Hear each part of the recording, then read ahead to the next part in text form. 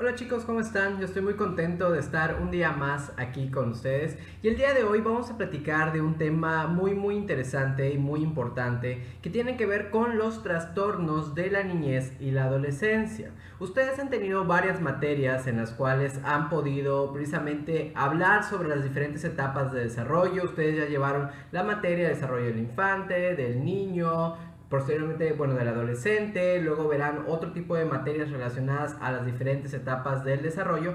Sin embargo, es muy importante que nosotros entendamos que el poder estudiar este tipo de contenidos lo que nos va a dar es una pauta acerca de lo que se considera normal y lo que es anormal. Acuérdense que estos conceptos, lo veíamos desde un principio, hablan más desde un punto de vista estadístico, es decir, lo que hace la mayoría es normal, lo que hace la minoría, los que se salen de la norma, pues son las personas anormales, ¿sí? Acuérdense, muy importante, que la idea de normal y anormal no es similar a bueno o malo, ¿ok? Simplemente nos habla de que una persona lo hace y que otras personas también, o sea, es una cuestión en donde solo son números, ¿va? Pero pues es importante tomar esto en cuenta, ¿por qué? Porque cuando se presentan ciertas conductas que se salen de lo esperado para ciertas edades es cuando empezamos a ver precisamente ciertos focos rojos para poder saber si existe o no una problemática al respecto. Entonces, el día de hoy pues vamos a platicar precisamente de cuáles son aquellas características que tenemos que tomar en cuenta, cuáles son aquellos focos rojos que podemos observar al estar trabajando con los niños y pues también para que podamos tener obviamente las herramientas adecuadas y saber cómo intervenir. Ok, vamos a empezar con el tema. Como les decía, vamos a platicar el día de hoy acerca de los trastornos de la niñez y la adolescencia. Ustedes ya han llevado materias al respecto, pero pues es importante que nos queden claro pues cuáles son aquellos conceptos o ideas que tenemos que tomar en cuenta cuando estemos trabajando con personas o con niños o con inclusive con los padres de familia, porque pues es importante tener los conocimientos adecuados. Para ello vamos a comenzar a hablar de cuáles son aquellas conductas que nosotros podemos considerar inadaptadas y que en ciertos momentos de la vida pueden ser problemáticas, ¿sí? De hecho, no todas las conductas que un niño presenta todo el tiempo se van a considerar como inadecuadas. Es muy importante conocer la etapa de desarrollo de cada una de estas para que nosotros podamos saber cuándo sí y cuándo no poder tomar esto como un signo de alguna problemática, ¿ok? Para ello es muy importante que tomemos en cuenta precisamente que la madurez psicológica depende mucho precisamente con el desarrollo del cerebro. Es decir, conforme vamos creciendo, conforme vamos madurando, pues vamos pudiendo desarrollar ciertas habilidades que pues nos van a ir sirviendo para adaptarnos mejor a las situaciones. Pero pues no es lo mismo un cerebro, por ejemplo, de un niño de 5 años a un preadolescente de 2, ¿ok? Las formas, los procesos van cambiando y ustedes ya estudiaron, ya vieron varias características de este tipo de pensamiento, formal, postformal, ¿no? Pues ese tipo de pensamiento, pues obviamente nos da una pauta acerca de cómo precisamente se debe ir desarrollando el cerebro de los niños. Y pues obviamente esto va en etapas, no se salta, no es de repente como que yo soy un bebé y ahora ya pienso como un adulto, sino que es algo que es gradual. Por eso la idea de que esto se va dando durante el desarrollo y normalmente cuando ya está la adolescencia tardía, es cuando ya podemos ver precisamente que el cerebro ya está llegando a una etapa pues más madura. No ha llegado a la etapa completa como la adultez, pero sí a una etapa mucho más madura, ¿ok? Y durante este desarrollo, durante este curso normal de crecimiento, pues de cierta manera van a ir apareciendo ciertas conductas que pueden llegar a ser problemáticas para que la persona, el niño, etcétera, pueda ajustarse adecuadamente a su entorno, ¿ok? Hay ciertas cosas que son esperadas, hay otras que pueden salirse de la norma, pero es importante entender que independientemente de eso van a haber circunstancias en el crecimiento normal de todas las personas que pueden llegar a ser más difícil la capacidad de ajuste en el entorno en el cual ellos están involucrados.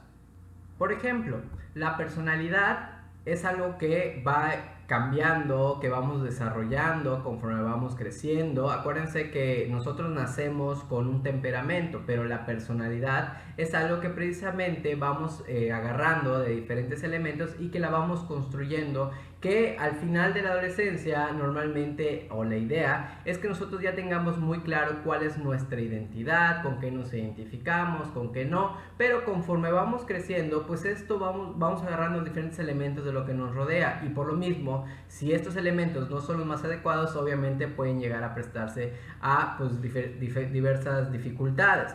¿Sí? También las diferentes etapas de desarrollo y los diversos factores de estrés que cada quien pueda vivir o experimentar a lo largo de su vida van a determinar las diferentes maneras en cómo la persona se va a adaptar a cada uno de sus distintos periodos. Por ejemplo, si un niño está creciendo normal, pero sus papás se divorcian cuando él tiene 5 años, probablemente sea más chocante que el hecho de que sus papás se divorcien cuando tiene él todavía 1 año de nacido. ¿Sí? La etapa de desarrollo varía muchísimo, lo mismo que si se divorciaran cuando fuese un adolescente. Cada etapa tiene sus características y sus riesgos, pero pues sabemos que precisamente entre más chicos o más grandes, pues las cosas se van a vivir de diferente manera o se van a entender de diferente manera. Por eso la ciencia siempre se ha encargado en estudiar este tipo de problemáticas, y la psicopatología evolutiva precisamente se encarga en estudiar el origen y la evolución inadaptada individual en el contexto de los procesos normales de desarrollo. Es decir, esta ciencia, este enfoque, este estudio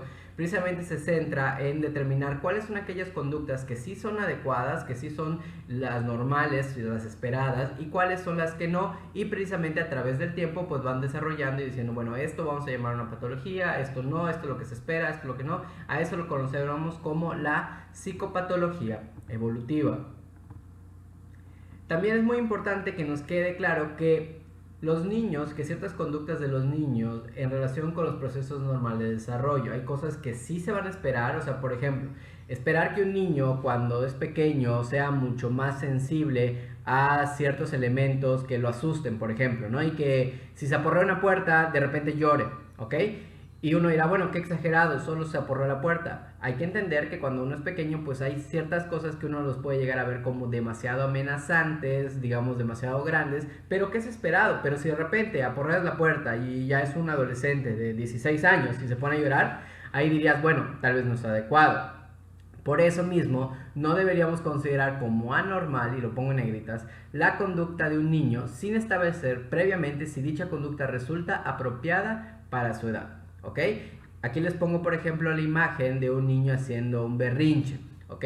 A esta edad es normal precisamente que el niño llore si de repente se le castiga o se le amenaza que se le va a retirar, no sé, el celular. ¿Sí? Es normal que haga este tipo de berrinches. Pero si de repente la misma acción hace que un adolescente, ¿no? Un niño más grande, se comporte de esta manera y que se tire al piso y que haga sus berrinches, ahí es cuando ya vamos a decir que esta conducta no es adecuada. ¿Ok? Entonces, sí es importante que nosotros entendamos que si la conducta que está demostrando el niño para nosotros pareciera anormal o algo inadaptado o algo negativo, hay que tomar en cuenta precisamente cuáles son aquellas cosas que sí se esperan que pasen en ciertas edades y cuáles no, así como las conductas, como los miedos, como ciertas enfermedades, o sea, cosas que sabemos que pueden sucederle a las personas, pero que hay ciertas edades en las que deben de aparecer. ¿Ok? Para eso es muy importante poder determinar lo que es esperado en ciertas edades. Para ello, precisamente tenemos que entender que existen diferentes cuadros clínicos, ¿ok? Hay ciertas alteraciones en la conducta que les decía pueden llegar a ser bastante esperadas y normales, los que les digo, los berrinches, las pesadillas, los terrores nocturnos, la enuresis, la encopresis, son situaciones y características que le puede pasar a cualquier niño o que les pasa a cualquier niño, y que muchas de estas son de carácter transitorio, es decir, a lo largo de los años, de los meses, el niño poco a poco las va a ir dejando, y si inclusive hay cosas que van a pasar, ¿sí? O sea, que simplemente pasan y ya, hay que ser pacientes en ese sentido, ¿no? Muchos hablan, por ejemplo, de aquellos terribles dos, ¿no? Que es como una de las frases que utilizan, donde el niño pues hace muchas berrinches, ¿no? Que por todo pregunta, que por todo se vuelve un conflicto en las cosas, o sea, más o menos por allá. Pero pues sabemos que hay cosas que pues por una parte, hablan de que está pasando por una etapa de crecimiento normal, pero también hay una parte que también los papás están aprendiendo. Entonces yo creo que hay que poder saber esperar, ser pacientes, porque muchas de estas problemáticas normalmente con el tiempo desaparecen, por eso tienen este carácter transitorio. Pero, ojo, es muy importante que si estas conductas, a pesar de que ya pasó un tiempo, siguen apareciendo constantemente, pueden realmente empezar a ya considerarse como factores importantes para poder detectar si existe o no alguna problemática para el desarrollo posterior, ¿ok? Hay cosas que, como les decía, el berrinche, es normal que suceda en los primeros años, pero si de repente ya tiene 12, 13, 14 y sigue pasando exactamente lo mismo, ya nos está hablando de que hay un problema y un desajuste porque el niño o el adolescente no se está comportando de acuerdo a su edad, ¿ok? Hay ciertos miedos que son esperados a ciertas edades. Por ejemplo, si yo le tengo miedo a la oscuridad, ok, es esperado que yo tenga hasta 3 años, por ejemplo, 4, y me dé miedo a la oscuridad. Sí, puede ser, ¿sí? Pero si de repente yo tengo 10 y sigo teniendo miedo a la oscuridad, probablemente sea un indicio de un alto nivel de ansiedad y que este se represente a través de ese miedo, ¿ok? Y que tenemos que investigarlo para saber por qué se le tiene o por qué está generando un miedo que no es adecuado para su edad, ¿va? Ese tipo de cosas a las que me refiero, porque hay cosas que sí poquito a poquito se van a ir pasando y hay otras que se van a poder mantener a lo largo del tiempo y que pueden llegar a representar ciertas problemáticas para el desarrollo posterior.